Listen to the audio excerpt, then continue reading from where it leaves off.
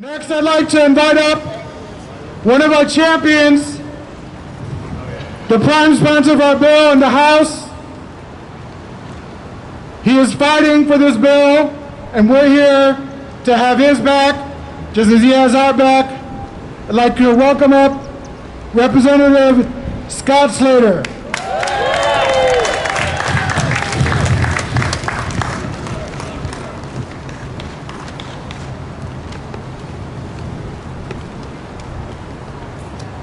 Thank you. Good afternoon. Thank you, everyone, for being here today. What a wonderful crowd we have here, huh? I'll start off, though, by starting off. What do heroes need? Safe staffing! What do residents need? Safe staffing! I can't stress that more than anything. The chant that we have here today is wonderful because that's exactly what we need. We need safe staffing for both residents and for the workers. That studies have shown that we look at, all the studies that we look at, by 4.1 hours, 4.1 care hours. What's 4.1 care hours means? It means infection control. It means better outcomes for our CNAs. It means better outcomes for our residents. This bill is more important now than ever. I put this bill in back in January at the start of the legislature before COVID-19 hit. And before COVID-19 hit, the nursing homes were still understaffed for many years. And so many of you have been working so hard. The hero's term has been thrown around, but I'd like to say, many of you, I look at you, I see angels living here on earth. I see people that care for our loved ones. You guys fight on a daily basis for our most vulnerable citizens, our loved ones that we entrust in your care. But we can't pay you a living wage. That, to me, that is outrageous. You deserve more, you deserve better. Not just a living wage, you deserve better staffing levels.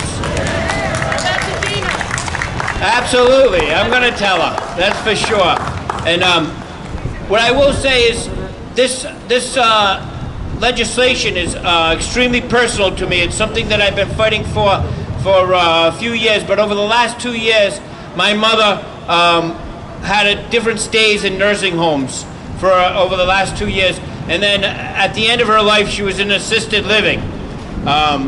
Unfortunately, on Memorial Day, my mother passed away, and like so many others, on a daily basis, the folks that I was relying on to communicate to my mother and to get messages and to bring cards were the folks in the assisted living, the CNAs, the workers like yourself.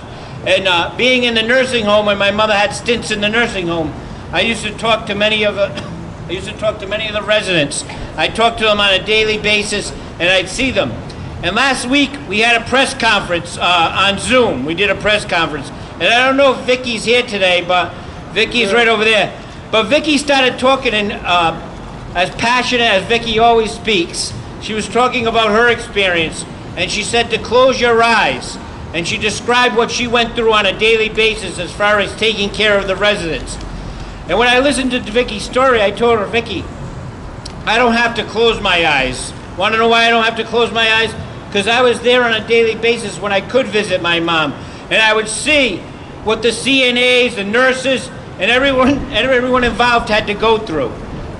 So I didn't have to close my eyes, and when she was talking, it was bringing tears to my eyes because I remember my experience and what we had to deal with on a regular basis. But the folks that were taking care of my mom were wonderful. They were dedicated, and they were there every day, and thank you. Thank each and every one of you. You all deserve a round of applause for the work you do.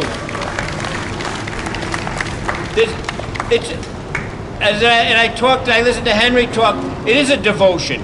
You do this. You didn't start doing this, and you don't do this for the pay. You do do it as a devotion. But there's no reason why your family should suffer while you are working and taking care of our families. You should make a living wage, and you should be paid very well for that.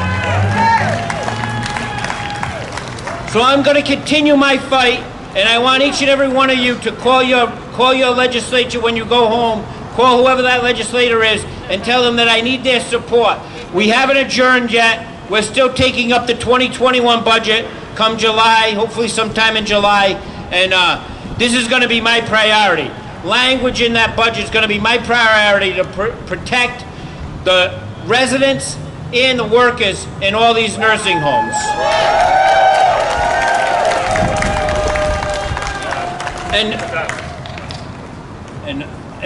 So thank you, each and every one of you, and I'm going to continue this fight, and I appreciate all the effort of everyone who's been working to get this bill passed.